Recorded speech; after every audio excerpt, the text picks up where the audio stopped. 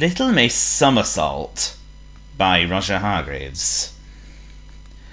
Little Miss Somersault is the sort of person who doesn't just go out for a walk. Oh no, not Little Miss Somersault. She's too full of energy for that. Rather than walking everywhere, she cartwheels everywhere.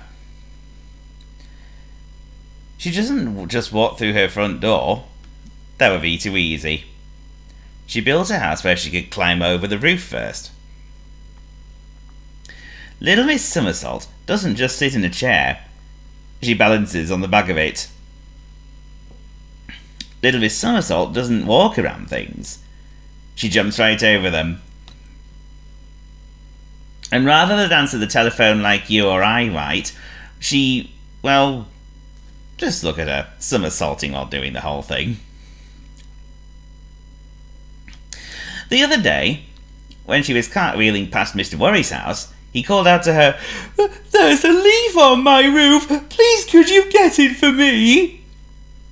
he asked. Mr. Worry had spent the whole morning worrying that the leaf might make his roof fall in. "I have a long ladder," he added. Little Miss Somersault said, "I don't need a ladder, dude." And as quick as a flash, she climbed on top of Mr. Worry's house and got the leaf off. A little further down the lane, Little Miss Somersault came to Mr. Skinny's house. Mr. Skinny was at the top of a ladder painting his roof. Unfortunately, Mr. Bump came round the corner and walked under the ladder. Or rather, he tried to walk under the ladder, but being Mr. Bump, he walked straight into it. Bump! Ouch! And you can see what happened, can't you? You help me!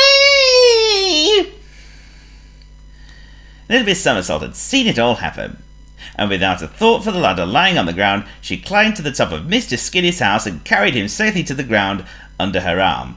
He wasn't very heavy. Oh, thank you, Little Miss Somersault! By the next morning, everybody had heard about Little Miss Somersault's daring deeds. The phone rang. It was Mr. Uppity. "There's an umbrella stuck in my chimney. I hear you're good at climbing onto roofs. I'll expect you here in 5 minutes. Mr. Uppity's mansion is one of the biggest houses you will have ever seen. To climb to the top of Mr. Uppity's house would be a real challenge, said Little Miss Somersault. It took no time at all for Little Miss Somersault to climb onto Mr. Uppity's roof. That was easy, she said, as she balanced on the chimney pot. Then she looked down at the ground far below her. That was the last thing she should have done. Little Miss Somersault suddenly felt dizzy. Her knees began to tremble. Everything began to spin around and around. Little Miss Somersault had discovered she was afraid of heights. Luckily, Mr. Tickle happened to be passing.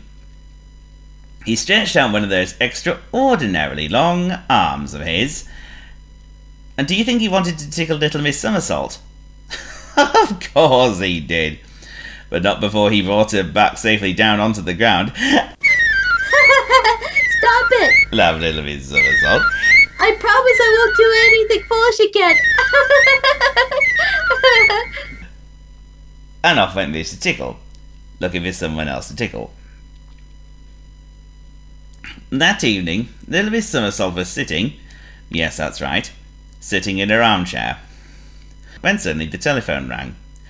"My hat is blown off," said a voice at the other end, "and it's landed on the roof of my house. Can't you?" Little Miss Somersault's face turned pale. Who is this? She asked in a trembling voice. "It's Mr. Small," said Mr. Small. Little Miss Somersault breathed a huge sigh of relief. "I'll be there in 5 minutes," she said, and off she somersaulted. So much for my promise. Later, dudes.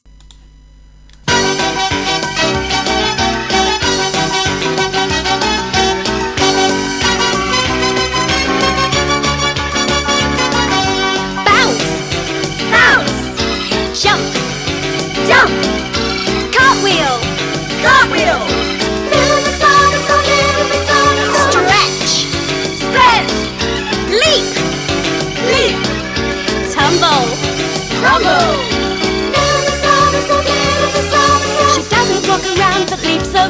She can do anything.